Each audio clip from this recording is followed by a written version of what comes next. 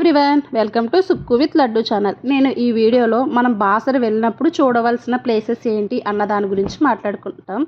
First of all మనం బాసర వెళ్ళామంటే అక్షరాభ్యాసానికి అలాగే సరస్వతి దేవి దగ్గరికి వెళ్తాం. కాబట్టి ఫస్ట్ అయితే గనక స్టేషన్ దగ్గర నుంచి మనకి ఆటోలు ఉంటాయి. అక్కడికి సరస్వతి దేవి టెంపుల్ దగ్గరికి తీసుకెళ్ళాలి అంటే కనుక వాళ్ళే తీసుకెళ్తారు. ఇక్కడ టైమింగ్స్ వచ్చేటప్పటికి మార్నింగ్ 6 నుంచి ఆఫ్టర్నూన్ 12:30 వరకు ఉంటుంది. అలాగే 2 వరకు అయితే కనుక బ్రేక్ ఉంటుంది. తర్వాత 2 నుంచి మళ్ళీ ఈవినింగ్ 6:30 వరకు అయితే ఉంటాయి అన్నమాట. మనకి అక్షరాభ్యాసాలకి అలాగే అమ్మవారి దర్శనానికి కూడా టైమింగ్స్ అయితే ఇవే ఉంటాయి. ఖచ్చితంగా మీరు దాన్ని బట్టి ప్లాన్ చేసుకొని వెళ్ళండి. 12:30 దాటిపోయిందంటే మళ్ళీ 2 అవర్స్ అయితే కనుక మనం అలా ఖాళీగా కూర్చోవాలి. అలాగే ఇక్కడ మనకి అన్ని సామాన్లు భద్రపరచుకుంటానికి ప్రతిదీ అయితే ఉన్నాయి. మళ్ళీ తల్లులు పాలు ఇచ్చుకోవడానికి ఎవరికైతే ఉన్నాయో వాళ్ళకి కూడా ఫెసిలిటీస్ అయితే అన్నీ బాగానే ఉన్నాయన్నమాట. ఫస్ట్ అయితే కనుక ఇలాగ బాసర అమ్మవారి దేవస్థానం. రెండవదిగా వచ్చేటప్పటికి గోదావరి స్నానఘట్టం. మనకి జ్ఞాన సరస్వతి దేవాలయం నుంచే ఇక్కడికి కూడా ఆటోలు ఉంటాయన్నమాట. ఎవరైతే గోదావరి మాతను చూద్దాం అనుకుంటున్నారో వాళ్ళు ఇలాగైతే కనుక వెళ్ళి ఇక్కడ కూడా మనకి ఎక్కడైనా కూడా ఆ సరస్వతి బాసరలో ఏ ప్లేస్ చూడటానికి వెళ్ళినా కూడా మన సామాన్లు భద్రపరచుకోవడానికి ఫోన్లు ఏంటి ఇలాగ ప్రతిదీ అయితే కనుక ప్రతి దగ్గర అవైలబిలిటీగా ఉంటాయి. చాలామంది గోదావరి దగ్గరికి వెళ్ళినా కృష్ణానది దగ్గరికి వెళ్ళినా మనం ఏంటంటే పసుపు కుంకుమ అలాగే దీపాలు అయితే వెలిగిస్తాం. కాబట్టి ఇక్కడ పూజా సామాగ్రికి కావాల్సిన ప్రతి కిట్ అయితే కనుక అవైలబిలిటీగా ఉన్నదనమాట. ముందు ఆలోచన ఉండి ఇలాంటి వీడియోస్ ఎవరైతే పెడతారో అవి చూసి మీకు ఏమేం కావాలి అనే ఆలోచన ఉండి తీసుకొని వెళ్ళారనుకోండి, చాలా వరకు మనీ సేవ్ అవుతుంది. ఎఫర్ట్ చేయగలిగిన వాళ్ళ గురించి కాదు నేను మాట్లాడేది. ఎవరైతే ఎఫర్ట్ చేయలేము సింపుల్గా వెళ్ళి వచ్చేద్దాం అని అనుకుంటున్నారో వాళ్ళైతే కనుక ఇంట్లో నుంచి తీసుకొని వెళ్ళండి. ఇవేమి భారీ బరువుగా ఉండే ఐటమ్స్ అయితే కనుక ఖచ్చితంగా కాదు. కాబట్టి ఒకసారి గుర్తుపెట్టుకోండి, మనకి కనిపించేదంతా గోదావరి తల్లేనమాట.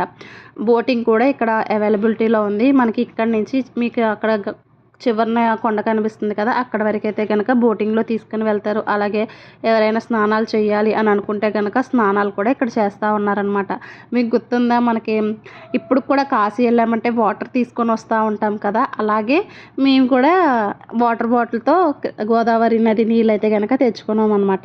ఎవరి నమ్మకం వాళ్ళది కదా. ఇంట్లో ఎప్పుడైనా మైలు వచ్చినప్పుడు ఏదైనా వచ్చినప్పుడు ఆ నీళ్ళలో కొంచెం పసుపు నీళ్ళు అవి కలుపుకొని జిమ్ముకుంటా ఉంటే మంచిది అని అయితే కనుక ఎప్పటి నుంచో మన అమ్మల కాడ నుంచి వాళ్ళ అమ్మల కాడ నుంచి వస్తున్న ఆచారం. కాబట్టి ఇలాగా నాకైతే అది చాలా ఫన్నీగా అనిపించింది మేము అలా తెచ్చుకోవడం. అలాగే మూడవదిగా ఏంటంటే మనం బాసర వెళ్ళిన ప్రతి ఒక్కరు కూడా వేద పాఠశాలకు వెళ్తున్నారు. వేద పాఠశాలకు వెళ్ళి బీజాక్షరాలు అనేవి రాయిపించుకునేది ఈ మధ్య అయితే కనుక గుర్తింపు పొందింది. అంతకు ముందైతే లేదు. కాబట్టి నేను ఎవరికైతే నమ్మకం ఉందో వాళ్ళు బీజాక్షరాలు రాయించుకోవడానికి అయితే వెళ్ళండి.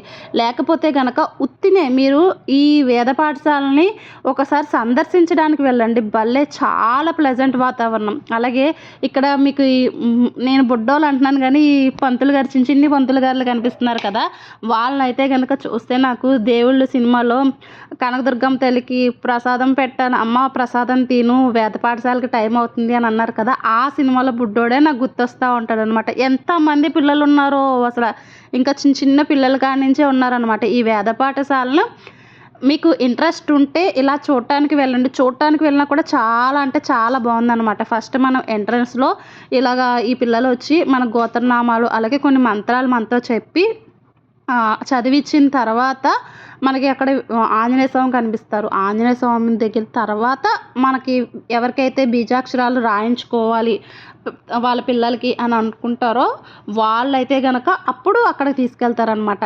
నేనేంటంటే అందరికీ బీజాక్షరాల మీద నమ్మకం ఉండాలి అని అయితే కనుక ఉండదు కదా, ఎవరి పర్సనల్ ఇంట్రెస్ట్ వాళ్ళది. పిల్లలు ఉంటారు కాబట్టి ఇక్కడ ఏంటంటే ఉయ్యాళ్ళు ఇవన్నీ అయితే కనుక పెట్టారనమాట. ఇలాగ మనకి ఆ పూజ అయిపోయిన తర్వాత ఇక్కడ మనల్ని కూర్చోబెడతారు. అంటే మాకు లాస్ట్ మేము 12:30 బ్యాచ్కి అయితే అక్షరాభ్యాసానికి వెళ్ళాం. మాకేంటంటే అన్నదానం అవన్నీ అయిపోయిన తర్వాత మాకు ఇక్కడికి వచ్చేటప్పటికి 4 అయింది. చాలామందికి ఇప్పుడు 2కి స్టార్ట్ అయిన వాళ్ళకైతే కనుక అవ్వదు. కాబట్టి తొందరగా అందుకని చెప్పి ఇలాగా మాకైతే ఫస్ట్గానే అయిపోయిందనమాట. ఇలా వచ్చిన తర్వాత బీజాక్షరాలు రాయించడానికి మనకి గరిక ఉంటుంది కదా, గరికని తేనెలో ముంచైతే కనుక ఇలాగా కొన్ని మంత్రాలు ఏవో చెప్పి బీజాక్షరాలు రాయిపిస్తున్నారనమాట. బీజాక్షరాలు రాయించడానికి చాలామంది పిల్లలు రాయించుకోరు కాబట్టి వాళ్ళైతే చాక్లెట్లు ఇచ్చి రాయిపిస్తున్నారు. అలాగే వాళ్ళు ఏం చెప్తున్నారంటే రోజు మనకి అన్నీ రావాలని ఉండదు కదా, టీవీలో వేదాలు వస్తాయి. ఆ వేదాలు వచ్చినప్పుడు ఏంటంటే మీరు టీవీ పెట్టి ఆన్ చేసేస్తూ ఉంటే వాళ్ళు వింటారు, విని నేర్చుకుంటారు అని అయితే చెప్తున్నారు. మా బుడ్డోడైతే కనుక బాగానే రాయించేసుకున్నాడు ఆ బీజాక్షరాలని. ఈ వేద పాఠశాలలో పిల్లల్ని చూస్తే నాకు చాలా అంటే చాలా ముచ్చటేసి వచ్చిందనమాట. నేను అందుకే పదే పదే చెప్తున్నాను. ఆ పిల్లల్ని చూస్తుంటే నాకు అంత ఆనందం అనిపించిందనమాట. దేవుళ్ళ సినిమాలో వాళ్ళే గుర్తుకొచ్చారు. ఏదేమైనా బాసర వెళ్ళినప్పుడు అమ్మవారి బాసర జ్ఞాన సరస్వతి దేవి టెంపుల్, అలాగే గోదావరి దగ్గరికి, అలాగే ఇక్కడ మనకి బీజాక్షరాలు రాస్తారు కాబట్టి ఇక్కడికి ప్రతి దగ్గరికి ఆటో ఉంటుంది. పర్ పర్సన్కి 20 రూపీస్ అయితే ఛార్జ్ తీసుకుంటారు. టోటల్గా మాట్లాడుకుంటే కొంచెం తగ్గుతుంది అనమాట. రైల్వే స్టేషన్ వరకు అయితే కనుక వచ్చేస్తారు. అలాగే బాసర త్రిబుల్ ఐటీ కూడా చూడటానికే, లోపలికైతే ఎలా ఉండదు కాబట్టి చూడాలనుకున్న వాళ్ళు ఎవరికైనా ఇంట్రెస్ట్ ఉంటే సరస్వతి అదే బాసర త్రిబుల్ ఐటీని కూడా చూడండి. ఇంతేనండి ఈ వీడియో నచ్చితే లైక్ చేయండి. మీకు ఏమైనా డౌట్స్ ఉంటే కామెంట్ చేయండి.